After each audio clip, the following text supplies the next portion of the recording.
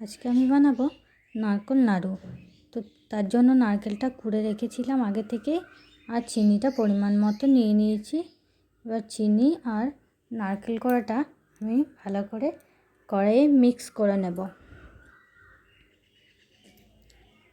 এবার আমি উনুনে করব এটা, সেজন্য উনুনটা ধরিয়ে নিচ্ছি। কড়াইটা বসিয়ে দিয়ে সেটা কিছুক্ষণ নাড়তে হবে এবং পরিমাণ মতো সামান্য জল দেব, যেটাকে আমরা পাক বলি। সেই পাকটা করতে হবে, আর সেটা একটা বাটির মধ্যে জল নিয়ে দেখতে হবে যে এরকম ডাব বাঁধছে কিনা। যদি বেঁধে যায় তাহলে আমরা কড়াইটাকে নামিয়ে দেব।